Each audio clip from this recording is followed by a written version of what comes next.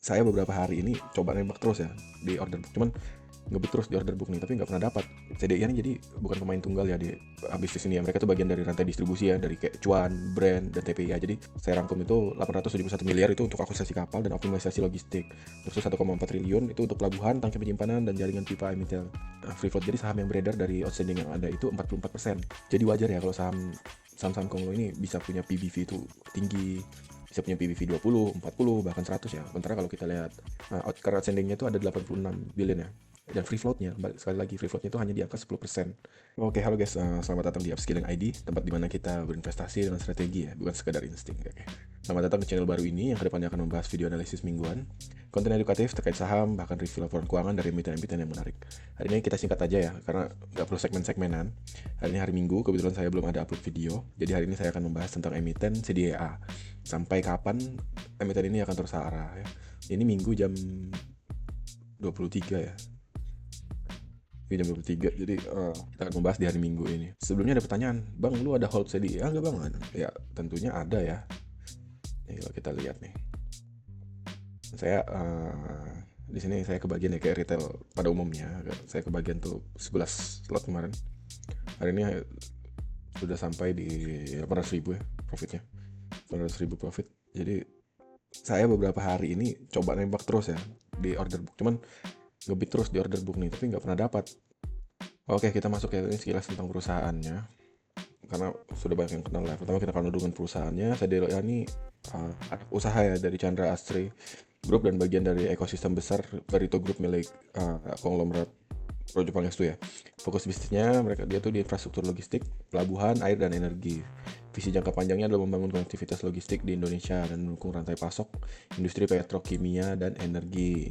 CDI ini jadi bukan pemain tunggal ya di bisnis ini ya. Mereka tuh bagian dari rantai distribusi ya, dari kayak Cuan, Brand, dan TPI. Jadi saling mendukung dari setiap perusahaan dan emiten tadi ya. Oke, jadi kalau dari rencana dan IPO kemarin tuh kan mereka tuh rencana mengalokasikannya itu, saya rangkum itu 871 miliar itu untuk akuisisi kapal dan optimalisasi logistik.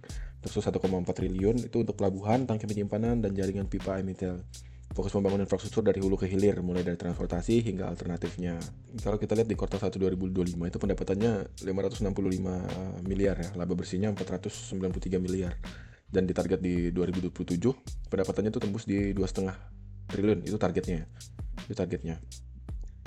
Terusnya valuasi dan fundamental awalnya memang bagus ya dan terlihat solid lah kalau kita lihat dari perusahaan-perusahaan ini. Tapi tetap perlu dicermati jangka panjangnya. Oke, sekarang kita masuk analisanya ya. Singkat. Jadi kalau CDI kan kita nggak bisa menganalisa dengan cara biasa, karena saham ini juga saham yang nggak biasa ya. Jadi kita menganalisanya juga tidak dengan cara yang biasa kita lakukan. Hari ini saya akan berikan jawaban ya, kenapa saham ini tuh bisa naik dan kapan saham itu akan turun ya. Jawaban pertama adalah kenapa saham ini naik ya. Jadi kita tahu ada prinsip ekonomi itu supply and demand ya. Kita harus tahu dulu berapa jumlah saham yang beredar dan berapa jumlah saham yang tersedia di pasar, dan kita juga harus tahu jumlah peminat dari saham tersebut ya. Saya merasa kalau saham-saham Konglo itu cenderung pintar ya, selalu memanfaatkan prinsip ekonomi supply and demand. Jadi kita banding-bandingkan saham yang beredar dari emiten yang berfundamental baik seperti BCA, ASI. Nanti kita bandingkan juga dengan, di sini saya ada Samplity, Cuan, Brand, dan TPIA. Ini kan saham-saham Konglo ya di sini. Jadi kalau ini saya jelaskan salah satu. Pertama kita buka dari ASI dulu ya. Kita langsung masuk ke case stats-nya. Jadi kita bisa lihat di sini current share outstanding-nya itu ada 40 billion ya. Jadi free float, jadi saham yang beredar dari outstanding yang ada itu 44%. Ini ASIE. Terus kita lihat CDA, tadi kita lihat ya, lupa kita.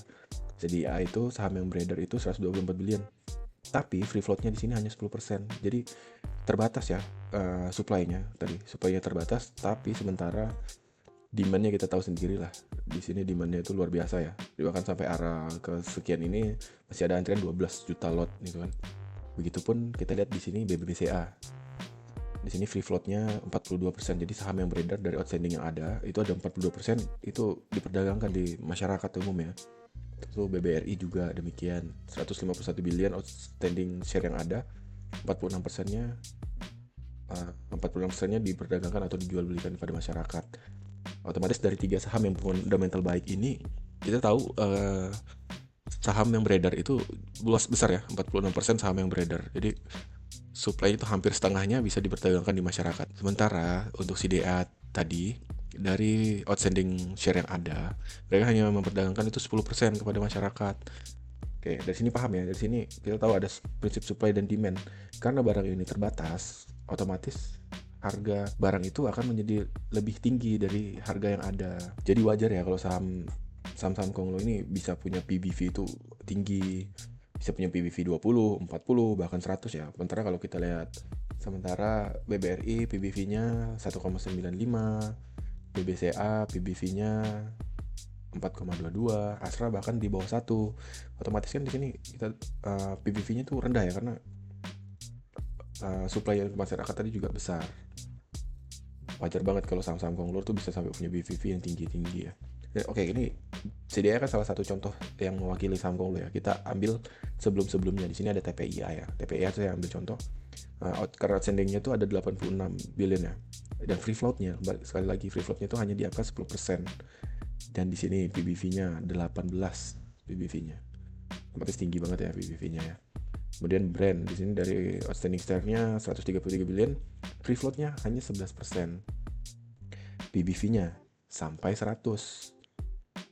Wajar ya sebuah anomali ya, tapi itu bukti bahwa prospek saham itu selalu ada cara ya untuk mendapatkan harga yang masuk akalnya ya. Terus itu cuan ya. Di sini ada cuan, free float-nya dari outstanding 112 billion, free float-nya 15%, dan PBV-nya di sini sudah sampai di angka 36 ya. Kalau CDI tadi berapa? CDI ya. PBV-nya CDI itu di angka 11 ya. Oke. Jadi dari sini paham ya, ada prinsip supply and demand ya. Itu jadi alasan kenapa saham CDI ini naik terus ya. Kita lihat beberapa minggu ini ya. Saham itu fluktuatif langsung naik tinggi. Kalau saham konglo ini mungkin mereka kalah ya secara fundamental dari saham-saham yang bagus ya. Kalah secara fundamental, kalah secara track record, namun mereka bisa mendapatkan celah ya dengan memberikan saham-saham yang beredar ini terbatas dan menjaga antusiasme dari retail seperti kita ini untuk terus-terusan yakin bahwa saham dari Pak PP ini, wah multi bagger nih saham Pak PP ini. Gitu, jadi mereka memanfaatkan sebuah momentum yang ada, mereka memanfaatkan sebuah cara atau anomali itu yang berbeda ya dari saham-saham yang berfundamental baik tadi. Jadi bang, apakah masih akan naik bang harga jadi dari CDIA ini gitu kan? Kalau saya pribadi sih masih yakin saham ini masih naik ya. Kita lihat di order book. Kalau kita lihat order book ini bahkan antrian itu masih 12 juta ya. Saya nggak yakin saham ini akan koreksi di minggu ini ya. Saya yakin masih akan naik saham ini. Nah, terus kita lihat juga di sini mereka sell-nya tuh. Tapi apakah akan nambah lot nih bang? Ya tentu. Saya ini berapa kali ngajuin ya order untuk nambah lot. Cuman nggak pernah kebagian. Padahal saya sudah pasang ini di atas ya, di angka yang paling atas, tapi nggak pernah kebagian ya. Tapi nggak apa-apa lah ya, mungkin belum rezeki saya ya. Mungkin setelah saya upload video dan berbagi edukasi, besok saya bisa lagi dapat beberapa lot lah, mudahan ya. Kalian perhatikan juga. Jadi kesimpulannya, kita lihat nih antusias dari order book nih. Selalu pantau order book ini. Di sini selalu kita pantau. Harus kita perhatikan yang menjual di sini retail atau bandar. Karena bandar kepemilikannya sangat besar ya, jadi kita bisa melihat penjualannya itu pasti akan mempengaruhi ya. Jadi kalau bandar itu melakukan penjualan, otomatis akan mempengaruhi harga dari CDIA ini. Ini kan kalau kita lihat masih angkanya kecil ya, karena retail ya. Terus di sini back akumulasinya siapa di sini? Ini kita lihat di sini. Kalian pelajari lah tentang nibak sumbernya ini, kode-kode dari bandarnya lah. Dan buat yang masih hold saham ini, waspada PBV-nya saat ini ya. PBV-nya kan tadi masih di angka 11 ya.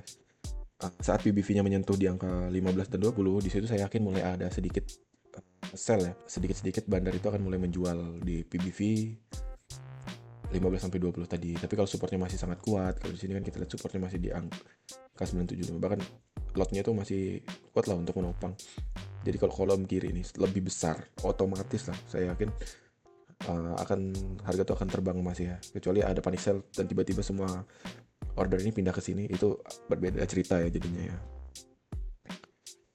Karena kalau masih kolom bidnya ini masih besar ketimbang offernya, itu kita masih bisa tenang, kita masih bisa dijual kapan aja. Tapi ketika sudah pindah semua nih kolom ini pindah ke kanan, otomatis susah ya buat kita untuk menjual barang kita tadi. Oke, sekian untuk video tentang CDIA ya guys ya.